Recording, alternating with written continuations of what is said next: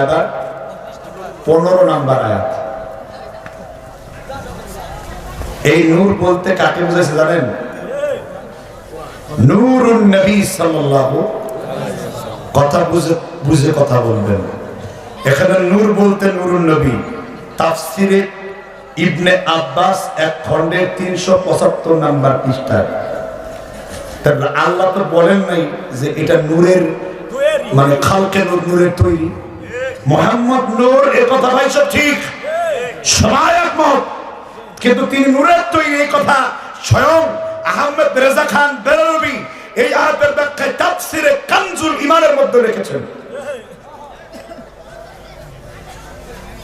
চাঁদকেও আল্লাহ নূর বলেছেন, নবীকেও আল্লাহ কমারাম মুনিরা বলেছেন, সিরাজাম মুনিরা বলেছেন, চাঁদকে নূর বলেছেন, এই কিতাবকে আল্লাহ নূর বলেছেন। কিতাবুন আনজালনাহু ইলাইকা লিতুখরিজান নাসা মিনাল যুলুমাতি ইলান নূর। আছে না নাই? কিন্তু এখন প্রশ্ন করেছেন এই কোরআন কি মাটির তৈরি না নূরের তৈরি? এই নূর মানে হেদায়েতের আলো, এই নূর মানে ইসলামের আলো। এজন্য মারামারি বন্ধ করুন, নিজেদের মধ্যে এই জিনিস নিয়ে মারামারি কইরেন না। দুই দলের আকীদা এক জায়গায় ঠিক আছে, দুই দলের বিশ্বাস মুহাম্মদ সাল্লাল্লাহু আলাইহি ওয়াসাল্লাম নূর, কিন্তু কেউ বলছে খালকে নূর আর কেউ বলছে হেদায়েতের নূর। এখানে হলো গন্ডগোল, খালকে নূর আর কি হেদায়েতের নূর। তবে এই দুইটা বিতর্কে না যায়, মুহাম্মদ সাল্লাল্লাহু আলাইহি ওয়াসাল্লামের নূর, তার মধ্যে নূর ছিল। নূর মানে পুরা ইসলামকে বলা হয় আল ইসলামু নূরুন ওয়াল কুফরু যুলমাতুন। সুতরাং ঝগড়া লড়াই বন্ধ করে মুহাম্মদ সাল্লাল্লাহু আলাইহি ওয়াসাল্লাম নূর ছিলেন। সেই নূরের যেই বাণীগুলো আছে, আদেশ নিষেধ আছে, দয়াল নবীর কথাগুলো মানার চেষ্টা করুন, হেদায়েত নিহত হয়েছে।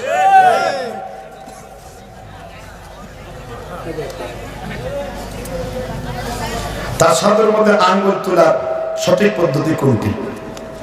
অনেকে তিনটা ভুল করে, এমন করে রাখে আত্তাহিয়াতুলিল্লাহি ওয়াস সালাওয়াত করতেই থাকে। হাদিস বুঝেন নাই সে? মুসলিম শরীফের হাদিস হলো রাসূলুল্লাহ সাল্লাল্লাহু আলাইহি ওয়াসাল্লাম সালাত পড়বে, তাশাহুদের বৈঠকে রাসূল আঙ্গুলে ইশারা করতেন। ইশারা মানে তিনি আঙ্গুলকে এরকম করতেন। হাররিকু মানে এরকম করে নাড়াও নাচাও, এটা নাই। তিনি আঙ্গুলকে এরকম করে কি করে রাখতেন, বুঝতে পারছেন কিনা? ইশারা করতেন, এতটুকু। এটা হলো তিনটা মতের মধ্যে কি বিশুদ্ধ। আরেকটি হইল যে আঙ্গুলকে এরকম করে রাখতেন। এই দুইটা আমল আপনি করতে পারেন, কিন্তু এটা হলো আমাদের কিছু লোকের উচ্চেই লোকের এক প্রকারের স্থল বাড়াবান। বুঝতে পারছেন কিনা?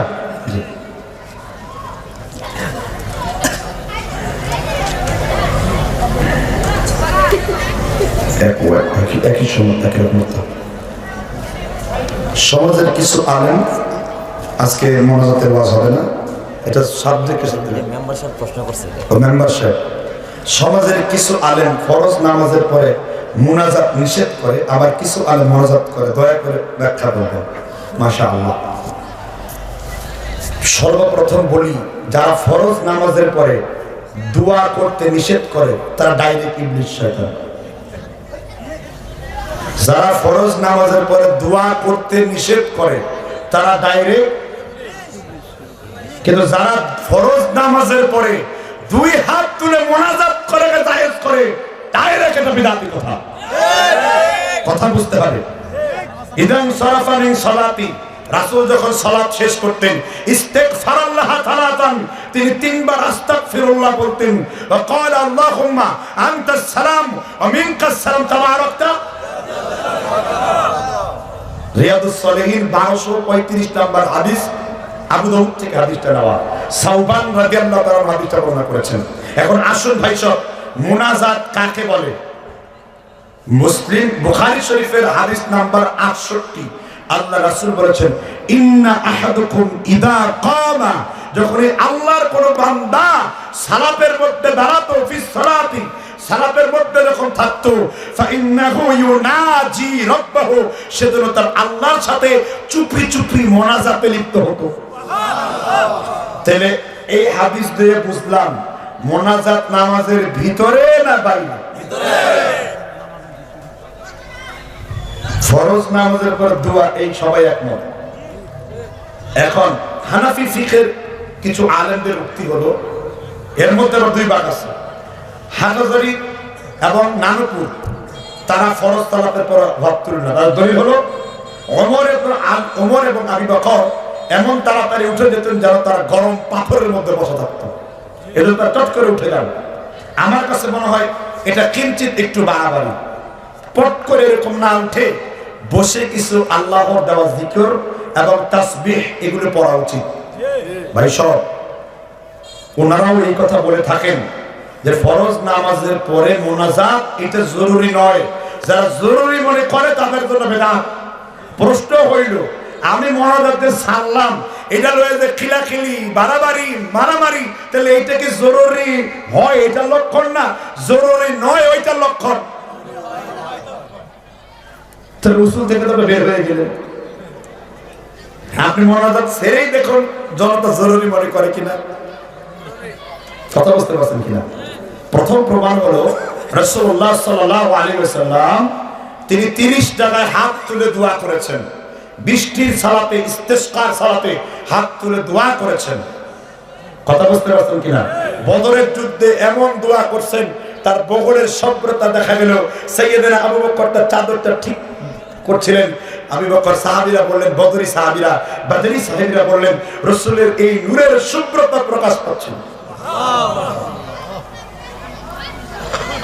সুবহানাল্লাহ, জোরে কইবেন না আস্তে কইবেন? এবার আসেন দোয়া, এটাকে মুখ দিয়ে পড়ে না হাত দিয়ে পড়ে? তো যখন স্ত্রীর উপরে উঠছেন তখন কি কইছেন? হাত তুলছেন, দোয়া করছেন। যখন টয়লেটে গেছেন তখন কি বলছেন নাকি আল্লাহুম্মা ইন্নী আউযু বিকা মিনাল খুবুথি? মসজিদে ঢুকছেন বলছেন নাকি আল্লাহুম্মা আফতাহ লি আবওয়াব রাহমাতিক? বলছেন কিনা? তাহলে হাত তুলে এত খুজনি চুলকানি কে? এটা প্রশ্ন করতে পারেন আপনি। আসলে হাত আমরাও তুলতে চাই। ঢাকা শহরে রব্বানা ظلمنا أنفسنا وإن لم تغفر لنا وترحمنا لنكونن من الخاسرين। আল্লাহ তাআলা আমার ভাই আব্দুর রহমান ব্যবসায়ী কি জানে মালে বরকত দিয়া দাও, সুন্দরী সুন্দরী বিবি বিয়ে করার তৌফিক দিয়া দাও। তাহলে আব্দুর রহমান ভাই টাকা 2000 বেশি দিবেন না কম দেবেন? আমরা যদি আমার স্বার্থ বন্ধ করতে পারি, আপনি পারেন না কেন? কথা বলেন না কেন? আবার হাসির কাণ্ড করো যারা লাহেক মুক্তাদি আছে। লাহেক মুক্তাদি বুঝেন, সালাতের মধ্যে ঠস করে গ্যাস বের হয়ে গেছে, এখন ওযু করতে হইব না, নাক ধরে হানাফি বলছে নাক ধরে বের হও, ফতোয়া হিন্দিয়া বা আলমগীরি ফতোয়া। আচ্ছা, আর মুসবুক মুক্তাদি যারা 2 রাকাত 1 রাকাত পায় নাই। এখন আপনি যে এক সাহাবী, এই যে হাদিসটা বললাম ইন্না আহাদুকুম ইযা কামা, এই হাদিসটা ওই সাহাবী শুনাইলেন। এক সাহাবী নামাজ পড়তেছে, আরেক সাহাবী খুব সুর কইরা কুরআন তেলাওয়াত করতেছে। তখন তিনি বলেন ফাইন্নাহু ইউনাজি রাব্বাহু, তুমি রক্ষা করো নাই, আমি আমার মাওলার সাথে মনোযোগ দিয়ে ছিলাম, কেন এই কাজটা করব? ইমাম মুফতি শফি উদউ রাব্বাকুম তাদররুআ ওয়া খুফিয়া তাফসীর মাআরিফুল কোরআনে তিনি ব্যাখ্যা করতে যে লিখেছেন, কেউ যদি মোনাজাত করতে যে পিছের মুসল্লির কিরাতে ডিস্টার্ব করে জোরে জোরে তেলাওয়াত করে, তাহলে এটা তার জন্য হারাম হবে, কাবিরা গুনাহ হবে। কথা কি বুঝতে পারছেন কিনা? এখন আরেকটা দোয়া করি। হে আল্লাহ তাআলা, তুমি আমাকে আকাশ থেকে সুন্দর একটি সন্তান দাও। এখন যারা কিনা বিয়ে করে নাই তারাও কইল আমিন, আমারও দাও। আমি বলি বিয়ে সারা সন্তান, ওই বাচ্চা কোন জায়গায় বৃষ্টি আকারে নাজিল হলো? ইসলাম নিজেই একটা দল। তাহলে ইসলাম একটা দল থাকার পরে, আপনার কাছে ইসলাম নামের একটি জামাত থাকার পরে নতুন করে আপনি আবার কিসের জামাত করলেন? আব্দুল্লাহ ইবনে মাসউদ রাদিয়াল্লাহু তাআলা আনহু বলেন, আল জামাআতু মা ওয়াফাকাল হক ইন কুনতা ওয়াহদা। পৃথিবীর যে কোনো প্রান্তে কেউ যদি কোরআন এবং সুন্নাহ, আহলে সুন্নাত ওয়াল জামাআর প্রত্যেকটা আয়াতকে আঁকড়ে ধরে, সেই হলো আল জামাআ। কোরআনুল কারীম আয়াত সূরাতুল আনআম 159 নম্বর আয়াত, ইন্নাল্লাযীনা ফাররাকু দীনাহুম ওয়া কানু শিয়াআ লাস্তা মিনহুম ফি শাইইন। নবী হে আমার, ইসলামের ভিতরে যারা বিভিন্ন রকমের দল তৈরি করে, ইজম তৈরি করে, লাস্তা মিনহুম ফি শাইইন, তাদের সাথে আপনার কোনো সম্পর্ক নাই। কি নেই? এই আয়াতের ব্যাখ্যা করছেন আল্লাহর নবী, আর এই আয়াতের ব্যাখ্যার উত্তর শুনেছেন মা আয়েশা, ব্যাখ্যা করলেন আল্লাহর নবী, শুনলেন কে? মা আয়েশা রাসূলের কাছে এলেন নিচ্ছে, নবী এই আয়াতের ব্যাখ্যাকে আমাকে বলুন আমার স্বামী মুহাম্মদ রাসূলুল্লাহ সাল্লাল্লাহু আলাইহি সাল্লাম। আল্লাহর নবী বলেন, আয়েশা এই ইন্নাল্লাযীনা ফাররাকু দীনাহুম ওয়া কানু শিয়াআ, এরা হলো ওই লোক, হুম আসহাবুল বিদাঈ, যারা বেদাতের সঙ্গী, হুম আসহাবুল আহওয়াই, আর যারা প্রবৃত্তির অনুসরণ করে চলে। আনা মিনহুম বারিউন, আমি আল্লাহর নবীকে এরা ছেড়ে দিয়েছে, ওহুম মিন্নী বুরাউন, আর আমি নবীও তাদেরকে ছেড়ে দিয়েছি। কত বড় কথা! যারা ইসলামের মধ্যে বিভিন্ন দল তৈরি করছে, ইসলাম ছাড়া মানুষকে বিভিন্ন দলের দিকে ডাকছে, নবী বলছেন আনা মিনহুম বারিউন, আমি নবী তাদেরকে ছেড়ে দিয়েছি, তারা আমাকে ছেড়ে দিয়েছে, ওহুম মিন্নী বুরাউন, আর আমি নবীও তাদেরকে ছেড়ে দিয়েছি। তারাও আমাকে ছেড়েছে আর আমিও তাদেরকে। ইবনে মাজার হাদিস। তাহলে ভাই সাহেব বলেন, আমরা কোন দলের দাওয়াত মানুষকে দেব না, কোন দলের দাওয়াত দেব না, আমরা কেবল কিসের দাওয়াত দেব? একজন মুসলিমকে ইসলামের দাওয়াত দেব, একজন মুমিনকে কোরআন এবং হাদিসের কথা বলবো, পথহারা মুসলমানকে। এজন্য ভাই সাহেব, আজ থেকে যে দলগুলোর নাম পাওয়া যায়, আজ থেকে 70, 80, 100 বছর, 200 বছর আগে এই দলগুলোর কোনো অস্তিত্ব ছিল না। কিন্তু মুহিব খান গান গেছে না, ইসলাম ছিল, ইসলাম আছে, ইসলাম থাকবে, ইসলাম থাকবে, ইসলাম থাকবে, বলে কিনা? চীন আরব হামারা, সারা জাহাঁ হামারা, কি বলে কিনা গান? আর কিছু থাক না থাক, ইসলাম থাকবে। তাহলে ইসলাম যদি থাকে, কোরআন যদি থাকে, নতুন আবার কিসের দল আপনি করেন? তাইলে যে আপনাদেরকে আহলে হাদিস করে ডাকা হয়, অনেকে আহলে হাদিস কয় না। আহলে হাদিস কোন দলের নাম নয়। ইমাম আবু হানিফা, ইমাম মালিক, ইমাম শাফি, প্রত্যেক মুহাদ্দিসগণ আহলে হাদিস ছিলেন। প্রত্যেক হাদিসের অনুসারীকে কি বলা হতো? তারা উলুমুল হাদিস চর্চা করেছেন। ইমাম শাফির কওল আছে, ইদা রাআইতা রাজুলান মিন আহলিল হাদিস, আমি যখন কোন আহলে হাদিসকে দেখি, ফাকান্নামা রাআইতা নবী সাল্লাল্লাহু আলাইহি ওয়াসাল্লাম, আমি যেন আল্লাহর নবীকে জীবিত দেখি। ইমাম শাফি হুজুর কোন জায়গায় আছে? আপনি তো দলিলটা খোঁজেন, আশরাফু আসহাবিল হাদিস 7 নাম্বার পৃষ্ঠাতে লিখেছেন খতিব আল বাগদাদি রাহমাতুল্লাহ আলাইহি। ইমাম বুখারীকে, ইমাম বুখারী তার উস্তাদ, ইমাম বুখারীর উস্তাদের নাম কি? কেউ জানেন কি? ইমাম বুখারীর উস্তাদের নাম কি? জেনে থাকলে বলুন। জানেন না? ইমাম বুখারীর অনেকগুলো উস্তাদ ছিল। 1 আলী ইবনুল মাদিনী, নাম শুনছেন? 2 নাম্বার ইয়াহইয়া ইবনে মুঈন, নাম শুনছেন? 3 নাম্বার আহমেদ ইবনে হাম্বল, 4 নাম্বার আবু বকর ইবনে আবি শায়বা, 5 নাম্বার আব্দুর রাজ্জাক। এরকম অনেকগুলো উস্তাদের কাছ থেকে ইমাম বুখারী হাদিস, কিন্তু প্রসিদ্ধতা লাভ করছে উনি ইমাম হাম্বলের ছেলে। কারণ ইমাম হাম্বল এবং ইবনুল মুবারকের প্রসিদ্ধতা লাভ, কারণ ইবনুল মুবারক ইমাম হাম্বলের থেকে বেশি হাদিস মুখস্থ করেছিল। বলা হয়ে থাকে সানাদ এবং মতন সহকারে হাকামা ফিল হাদিস আমিরুল মুমিনিনা ফিল হাদিস, নবীর সব হাদিসগুলো একজন ব্যক্তি জানতো, তিনি হলেন আব্দুল্লাহ ইবনুল মুবারক রাহমাতুল্লাহ আলাইহি। কথা কি বুঝতে পারছেন কিনা? তাহলে ভাই সব এখান থেকে স্পষ্ট, আমরা মানুষকে দলের দাওয়াত দেই নাই। এই পাঠাগারের প্রত্যেকটা ছেলে আপনাকে ইসলামের দাওয়াত দেয়, কোন দলের দাওয়াত আপনাকে দেয় না। যদি দেয় আপনি পরিত্যাগ করুন, আর যদি আপনাকে কোরআনের কথা বলে, সহিহ হাদিসের কথা বলে, আপনি মানার চেষ্টা করেন। আল্লাহ আমাদের বুঝবার তৌফিক দান করুন।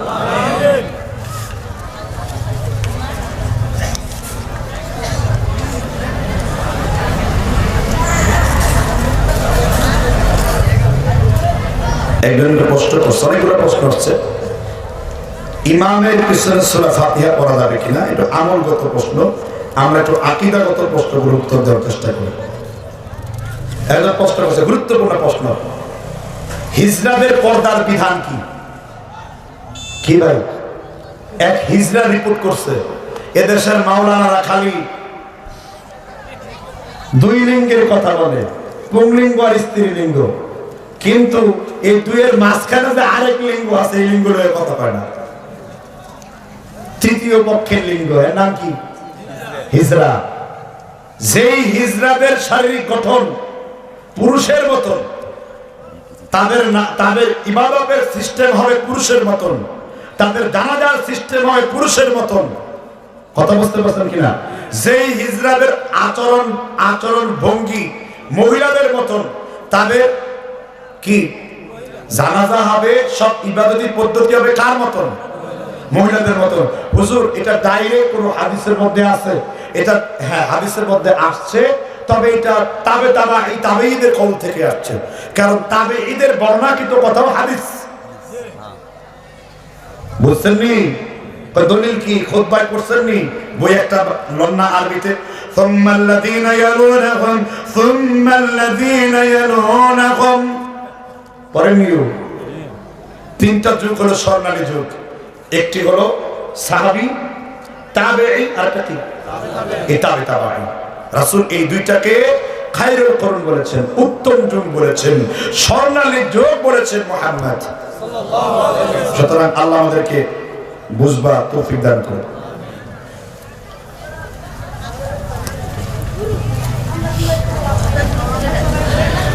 একজন প্রশ্ন করেছে, হুজুর আনা মাদিনাতুল ইলম ওয়া আলিয়ু বাবুহা, আমি হলাম মদিনার ইলম আর আলী হলো এই ইলমের দরজা। বলে কিনা? এই হাদিস নিয়ে মত পার্থক্য আছে, তবে আমি শিয়াদের কিতাব, কাদের কিতাব? কিতাবুল কাফি, কি নাম বলছে? শিয়াদের কিতাব, বেলায়েতের ধুতি বাংলা হয়েছে তার। আমি এই কিতাবের প্রথম হাদিস পাইছি, আনা মাদিনাতুল ইলম ওয়া আলিয়ু বাবুহা। এই হাদিসের কিছু অংশ জয়ীফ, এর মধ্যে হলো আনা মাদিনাতুল ইলম, আমি মদিনার ইলম, এই অংশটাকে মুহাদ্দিসগণ সহিহ বলে আখ্যায়িত করেছেন, কিন্তু ওয়া আলিয়ু বাবুহা এই অংশটাকে দুর্বল বলে আখ্যায়িত করেছেন। এজন্য আমরা যেটুকু সহিহ ওইটুকু মানি, যেটুকু জয়ীফ ওইটুকু দুর্বলের উপরে সহিহর উপরে প্রাধান্য দেই না। কথা বলছেন নিও জি। এটা বুঝতে গেলে হাদিস সহিহ কিভাবে হয়, যদি আবার সাবজেক্ট দিতেন আমাকে, হাদিস কিভাবে সংরক্ষণ হয়েছে, হাদিস কিভাবে সহিহ হয়, হাদিস মওযু কি, তাকরিরি কি, শাজ কি, শাহিদ কি, মুনাকাতি কি, হাসান লি গায়রিহি, হাসান লি জাতিহি কি, হাদিস মওদু কেমনে হয়, তারপরে হাদিসটা দাঈফ কেমনে হয়, হাদিসটা খবর ওয়াহিদ কেমনে হয়, জান্নি কেমনে হয়, কাতঈ কেমনে হয়, তাহলে আমি বুঝাইতাম আপনারা। এগুলো বুঝে না দেখে আমাদের মধ্যে গন্ডগোল। যারাও সহিহ আকীদা কয় তারাও হাদিস বুঝে না। ঠিক ঠিক, হাদিস বুঝুন তারপরে দাওয়াত দিন।